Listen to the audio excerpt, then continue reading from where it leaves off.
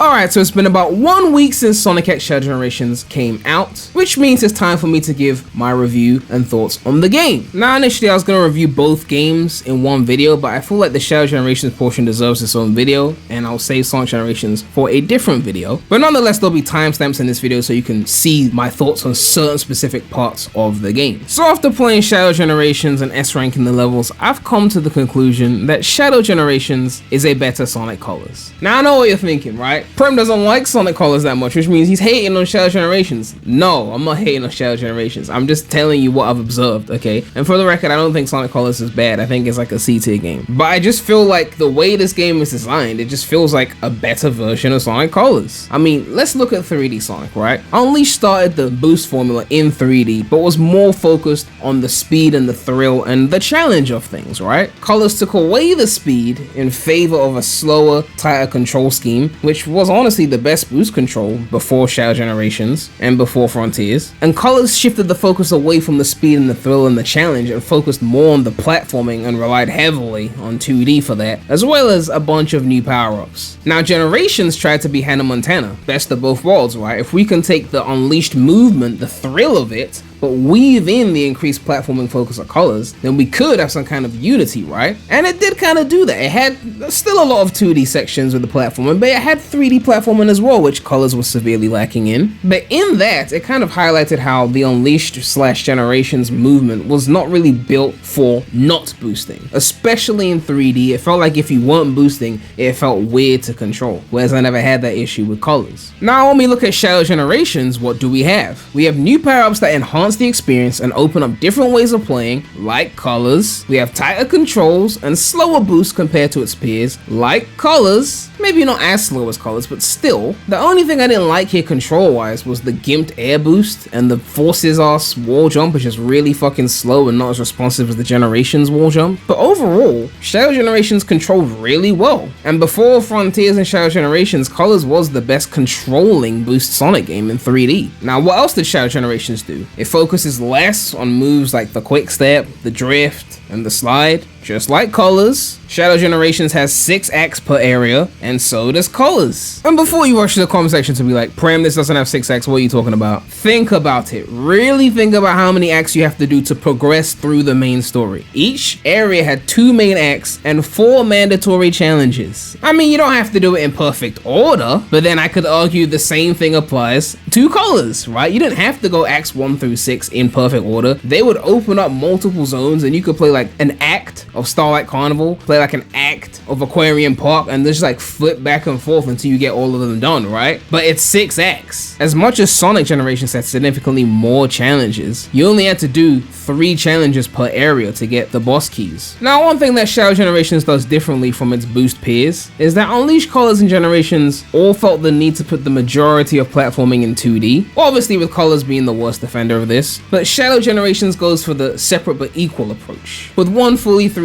act and one fully 2D act for the most part, letting you truly experience both in their own element. The only 2 things in this game that didn't really remind me of Sonic Colors were the hub world and the story. The hub world is more so like a love child of Sonic Generations and Sonic Frontiers, taking certain elements of both, like it's going for the Generations vibe in terms of the structure, but then adding the 3D feel of Frontiers minus the combat. And I'd say I like it just about as much as I like the Sonic Generations hub world, which was a lot. I thought even for a 2D hub world, the Sonic Generations hub world was still good, and I think this hub world is good as well. Would I put it over Ares Island? No, but I'd put it over like the weaker islands like Chaos Island and Frontiers. I'm actually a huge fan of things like combat, so this hub world not really having a lot of that is, I guess, a minus to me, but I didn't expect it to because it is still trying to be Generations. It's not really trying to be a Frontiers island, so I get it, and it is what it is. And the story was not cringe. I mean, I'm not gonna delve into the story because I'm not the guy that really focuses on that, okay? I told you guys multiple times that I stopped mentally investing into the characters ever since the voice changes of the Meta era. But the writing is great here. I just wasn't attached to the characters like that because I don't really like the voices. I mean, I like Mike, but I prefer when Gerald actually had a distinctly different voice from Eggman. And Shadow and Maria sound alright, but I don't really feel like they sound like what I would expect the characters to sound like. Ian Flynn may not be like a 100% perfect writer, but there's no meta-era story that can touch this game. We're still debating on what to call this new era. I still call it the multimedia era, but if we're talking about the 2020s, I mean, Frontier's story was boring as fuck, and I'm putting this over that as well. I could tell the writing was good because I used to watch those cringe meta-era stories cutscenes and go, I'm so glad Jason isn't voicing this because he's too good for this meta-era nonsense cringe dialogue. But now I'm like watching the cutscenes going, man, imagine if Jason and like the other 4Kids VAs were tackling these lines, and how much more engaged I'd be if it was them doing it instead of the cast we got now. So for me to actually want them to be voicing it means I actually like the lines we're getting. Now, since Shadow Generations is in fact a Generations game, some of you might want me to compare these levels to their original counterparts. So okay, I guess we'll do that for the 3D levels since they're more comparable. I think the Space Colony Arc / Final Chase level is a great level here, but I don't think I'd put it over Final Rush in SA2, but it's definitely better than Final Chase, mainly because Final Chase in SA2 relied heavily on that weird mechanic, whereas the level here did not rely on that mechanic. It was only the 2D act that kind of had that in there. Now if we're talking Rail Canyon Act 1, it's not better than the Heroes version, come on, let's be real, but it's still a great level, okay? But we're talking about the GOAT here, okay? That being said though, the fresh visuals definitely made me gag for that Heroes remake to be true. Like, I was begging when I saw the aesthetic, I was just like, oh please, could we get this remake, please? Okay, on to the next area, Kingdom Valley. Kingdom Valley is better than the Shadow version of Kingdom Valley in 06. Okay, it surpassed Shadow's Kingdom Valley in 06, and before you go, well, that's a given because 06, I love 06, so like that actually means something to me, okay? That being said, I wouldn't put it over the Sonic version of Kingdom Valley because I believe that Sonic's Kingdom Valley in 06 is a truly S-tier level, and I don't care what anyone else thinks about that. I know we're only talking about the 3D levels here, but Kingdom Valley 2D is one of the best levels in this game, and it's really the kind of shit I want to be seeing if they ever do make a modern 2D game inspired by Advance and Rush. I'd even argue that I'd put it over the 3D level, let's be real here. Like, that level was fire, okay? And I did a poll and people seem to agree with me, so it's not an unpopular opinion here. Now, Chaos Island didn't really get a level in Frontier since it was an island, but the Shadow Generations version is better. I know there's a lot of debate surrounding the Doom Morph or Doom Wisp as I've been calling it, but even with that, Chaos Island in Frontiers was literally horrible, and it was like the Labyrinth Zone moment of the game, aka the moment you want to turn the game off. Now, a slight tangent regarding the Doom Wisp. It was poorly explained in game, poorly explained. So many people had an issue with it, and I saw a 1-minute video on YouTube that explained how it worked, and then I got it instantly. It was like another one of those Sonic Team moments where they have a great mechanic, they don't explain it properly, and people just say it's not good because it wasn't explained properly. The moment you see it, and they try and do that little explanation in the game, it feels like a Spider-Man mechanic, like a swinging mechanic, right? And it has a bit of that in there, but the reason why it's so confusing is because it also has like this slingshot kind of mechanic in it as well, where you like launch upwards, and because people immediately think, okay, this is like Spider-Man, and when it does the slingshot thing, it just completely throws you off. And they could have done a much better job at explaining that. Maybe a small little segment where you just practice using it, like you can't beat this little segment until you use it properly kind of thing, and that way you have to learn it before you can progress kind of thing. There was nothing like that for this mechanic, and I think it suffers as a result. And again, Sega's done this multiple times in past Sonic games. You know how many times people have played like Sonic Heroes and just not understood how to play the game properly, and it was like things that were not taught perfectly in the game, but it's like, I understand why you don't get it because it wasn't really explained properly, but like this is also kind of a skill issue kind of thing. It happens a lot in Sonic games, so this is one of those moments. Ideally, you shouldn't be having these kind of moments if you're trying to release AAA products, but you know, there was only one of those in the game, so I guess it's better than past games that have had more moments like that. Anyway, back to comparing the levels. Radical Highway and Shadow Generations just might be better than Radical Highway and SA2, as much as my nostalgia makes me want to side of the SA2 version of the level. Maybe not just nostalgia, but we'll get into that later. Of course, there were 2 3D acts here, but again, they're both of similar quality, and they might be some of the strongest levels in the game, next to Chaos Island, Kingdom Valley, Rail Canyon. I mean, I'm just listing a bunch of levels now. Now, I know what some of you are thinking. Sunset Heights? Yeah, I left Sunset Heights for Lost. Why? Well, here comes the controversial take, because I gotta have one of those, right? I think the Forces version was better, I'm just gonna say it. Everyone, boo this nigga! If we're comparing the Sunset Heights looking part of the level, visually I think it looked nicer in Forces with the destruction they had in the background. Musically, the Forces version was better, and the flow of the level was just nicer in the Forces version, okay? I know that might seem like a blasphemous take because Forces is Forces and, you know, but we're comparing literally the weakest main level of Shadow Generations to one of the strongest levels in Forces. And Sunset Heights was never a bad level to me, like never. And that's why they used it to try and sell the game. It was a level that felt fun enough to the point where I was just really fucking annoyed that it ended so quickly. It was like 1 minute, but it was a fun 1 minute. I'm not saying it was an S tier level or even an A tier level in Forces. It was still like at most a low B. Maybe it could have hit A if it was longer and more fleshed out. I'm glad that Shadow Generations fleshed out the length of Sunset Heights, but I just don't think it was a great level, especially the actual part that looked like Sunset Heights. It didn't flow as nicely as the Forces version. I did like the new aesthetics in that underground part of the level. You know that part of the level that we saw in the trailers and we were debating if it was even Sunset Heights or not? That part was a lot nicer, but the actual Sunset Heights looking part,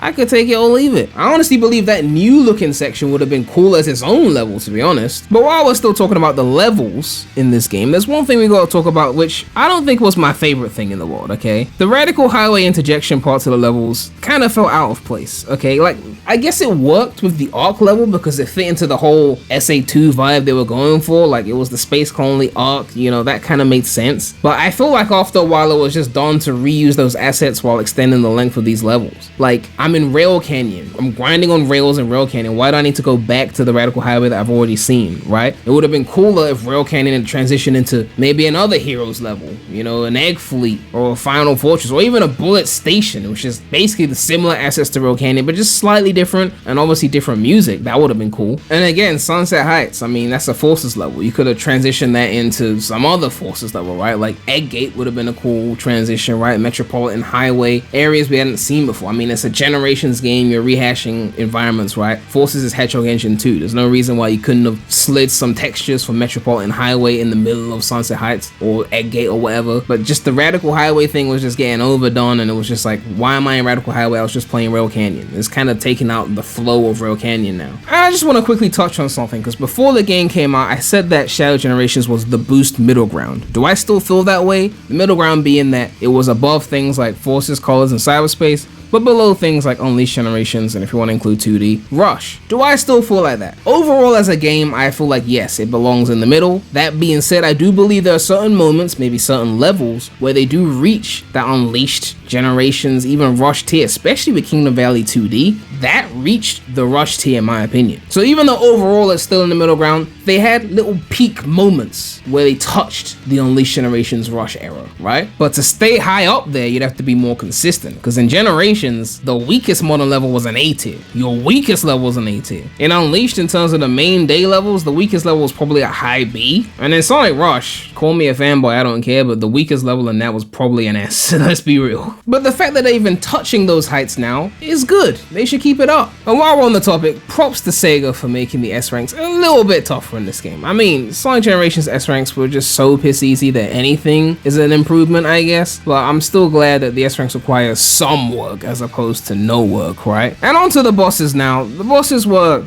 fine. They were okay. There was nothing really special about any of the bosses to me personally, but there was nothing bad about them either. They were fine bosses. There was just no real desire to replay them after S ranking them, you know? Now again, most bosses tend to be like this in Sonic games. Like, you play them, you get the S rank or the A rank depending on the era, and you're kind of done with it. I don't really feel the need to replay them. They're not something I think about replaying, right? But if you're wondering, like, the Sonic games that excel at boss battles to me are Sonic Rush and Sonic Unleashed. And maybe even the adventure games to some degree, not as much as Rush and Unleashed, but in Rush and Unleashed there's bosses that I would actively just replay for fun. Like, those games have bosses that I might just have the urge to replay just because I enjoyed them, right? But most Sonic games, you play the bosses, you just don't go back to them, right? With maybe a few exceptions in each game. Like, Heroes has certain bosses I really love, 06 has a few bosses I really love, but for the most part, Shadow Generations fits into that tier of, like, the bosses were cool, they didn't hold the game back, they didn't lift the game up spectacularly, but it is what it is. Now, we didn't really talk much about the challenge missions, right? The quote-unquote extra challenges, because they're not all really extra, right? A lot of them are mandatory to beat the game. Of course, you get the hard mode versions afterwards, which are not mandatory. I'm one of those people that had a lot of fun with the Sonic Generations challenges too. And yes, the Vector mission is good, you guys just suck. But anyway, I would say that these challenges here in Shadow Generations were similarly fun as well. Some of them really upped the challenge compared to the main levels, which I appreciated as well. And compared to Sonic Generations, I actually really like the fact that they put the 3 collectibles in the challenge missions as well, because Sonic Generations didn't really do that with its challenges, so it's a nice little bonus to lengthen the challenge experience. I guess Shadow Generations had a whole lot more pressure on its challenges because they were all mandatory, whereas Sonic Generations, you could throw in some mid challenges here and there because you don't have to do the majority of them to beat the game anyway, right? I was asking people if they would put any of the challenges over the main levels, and people seem to be like, not really. But me personally, there were some challenges that I was definitely like, this is comparable to the main level, or maybe even better than the main level in certain instances, despite the fact that they were so short, right? I really liked the Rail Canyon challenge where you had to hit the targets. I thought that was really fun. I'm not gonna list every single challenge, but there were some challenges I was playing, I was like, this is comparable to the main level in terms of quality. It's not just a little side act kind of thing, right? Now, those of you who watched my stream playing the game, you might have remembered that I put the game in about a B+ tier, which is higher than Frontiers, which is like a low B, but slightly lower than Generations, which is like an A. So how do I feel about that?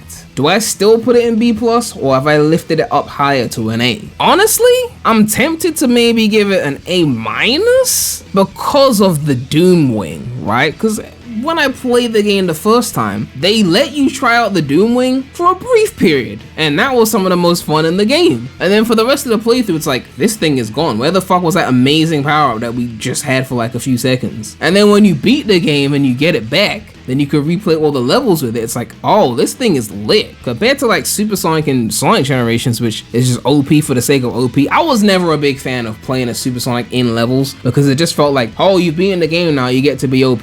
But is it really more fun to be OP than to actually have the challenge of the level? Maybe it was excusable in Sonic 3 and Knuckles and Mania because the levels are so much longer, but in like Sonic 2, it felt like overkill. Super Sonic and main levels has never been a big highlight for me. Like, cool, like it's nice to have it there, but I don't care that much if it's just gonna make the level easy. Doom Wing, I guess, makes the level quicker if you use it properly, but in a way where it still requires skill. You have to know when to use it, when not to use it. It's a nice mechanic to have, and it changes how you play the levels. And props to them for having a separate timer for the Doom Wing so it doesn't interfere with your main runs without the Doom Wing, right? So maybe the Doom Wing would have me bump this game up to an A. But now we have to talk about the elephant in the room. The music, okay? Like, I'm sorry, I'm gonna have to say this because no one else is gonna say it. I'm gonna have to be that guy, okay? This is the worst soundtrack in the entirety of the main series. And I know saying that sounds like I'm being mean, but like I went through the list of every single main series game. I said Sonic 1, I said Sonic 2, I said Sonic 3 and Knuckles, Mania if you want to include that. I said CD, SA1, SA2, Heroes, Shadow if you want to include that, 06, Unleashed, Storybook if you want to include that, Colors, Sonic Generations, Lost World, Forces, Frontiers. All of those soundtracks are better than this one. All of them.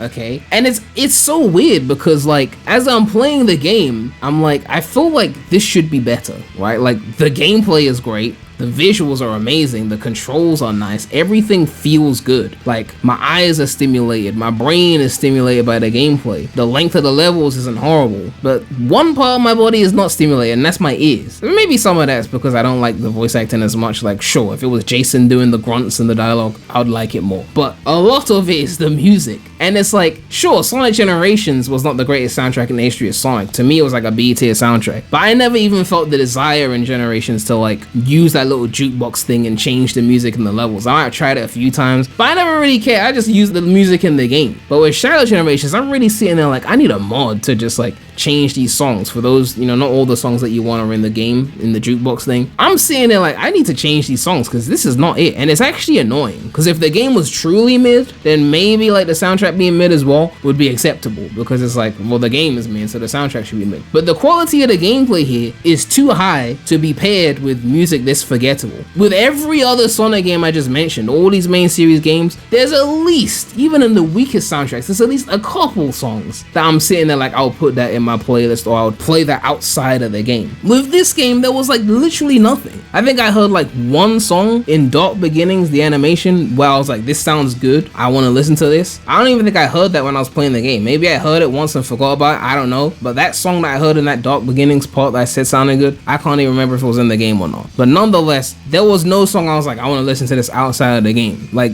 the best songs in this game were just kind of like, okay, cool. And the worst songs were just, ugh, why is this here? So a lot of the 2DX had mediocre music, like, and even with Frontiers, I know I got flack for criticizing the cyberspace music, but that was mainly just cyberspace, right? The Titans had great music, especially Undefeatable, which has become hugely iconic already. The island themes were amazing. Ares Island had great music. Chaos Island had great, all the islands had great music, okay? So literally, this is the worst one. Out of all the entirety of the main series, I can't think of a single main series Sonic game that has a worse soundtrack than this. And it's kind of sad, next to a game this good, right? Like, I feel like a couple weeks are gonna pass, we're gonna get some music mods, we're gonna get like maybe a Jason Griffith mod or whatever, and I'm gonna replay the game with these mods on, and I'm gonna like the game more, and I'm gonna feel like maybe I was too harsh on the game during my review, even though I haven't really been that harsh during the review. But it's like, it's gonna feel like a strong A now. But without that, I'm looking at it like, something makes me not want to put it at A, and I feel like that's a huge reason why. Just like with Frontier Cyberspace wasn't just bad because of level design, because I mean, they were copy and pasting level design from better Sonic games. It was because of the horrible control. I mean, you couldn't even boost into the enemies. What's the point of the boost? Aesthetics being the recycled Green Hill Chemical Plant Sky Sanctuary, and the music being whatever the fuck they were trying to do with that music. And there were a few standouts in Cyberspace, but the point is, the whole package matters, okay? Great gameplay needs great aesthetics and great music. All three of these things need to be there, and I just feel like that third thing was missing. So I guess right now I'm gonna have to leave it at the B+ tier, which I guess is a high 70s. As much as I wanted to give it the A-, I just feel like it was just being held back so much by the music, which I guess in a way is a complete 180, right? Because usually Sonic Team was held back so much by their gameplay and using the music to carry their games, and now I feel like we've just completely flipped now, and the gameplay is doing so good that the music is actually starting to piss me off. Nonetheless, I kind of want to talk about something else here, and that's regarding Frontiers 2. I know that's not a thing yet, but we know they're working on it. I feel like all of the elements for a 10 out of 10 Sonic Frontiers 2 are now here. Sonic Team has done all of the elements separately, but now they have to be put together. The Titans from Frontiers was a good thing. The open zone based off Kronos and Ares, aka the best islands, is there. You've got the idea of great open zones there. Maybe add in some of the polish of Shadow Generations when it comes to the open zone, when it comes to the Titan combat, because the bosses in Shadow Generations were more polished, even though I feel like the Titans were more interesting in Frontiers, right? Definitely take soundtrack inspiration from Frontiers, especially the islands and the Titan music, and not the cyberspace. When it comes to cyberspace in terms of gameplay, now you take inspiration from Shadow Generations in terms of the levels in Shadow Generations. They should play like that. Whether it's the main levels or the 2D levels or the challenge levels, that's what cyberspace should have been. Environments that are not Green Hill Chemical Plant Sky Sanctuary recycled with dance music, but fresher environments, right? I mean, I get that Shadow Generations rehash old themes as well, but just not the same ones, right? And of course, we also want to mix in the challenge of Update 3 of Frontiers, right? We want that increased challenge. We want the additional playable characters. We want all these things. All the elements for 10 out of 10 Frontiers 2 are here. Multiple playable characters, open zone as strong as Ares, music as strong as the island themes, Titan battles that are more polished, inspired by the polish of Shadow Generations. You take the scale of the Frontiers hub worlds with the polish of the Shadow Generations hub world. You take the story quality from Shadow Generations. All the elements are here. You just have to take the right things and put them together, and not take the wrong things, right? Whether they listen to that or not, I don't know. I have a video where I want to talk about this more in depth that will come out later on. But nonetheless, good job Sonic Team. You made a game that's pretty good. A game that I'd put over Frontiers, I guess overall, even though I still believe certain things in Frontiers were done better, like there was some serious high points in Frontiers, but the lowest low points in Shadow Generations were far higher than the lowest low points of Frontiers. So I would see that as a step in the right direction. But yeah, let me know what you guys think about Shadow Generations. How have you enjoyed the game so far? How does it compare to things like Frontiers, Sonic Generations, other Boost games? And of course, a big shout out to all my channel members. If you want to become a channel member, you can click the join button next to the subscribe button. But yeah, man, that's all I have to say right now. So, Premy out.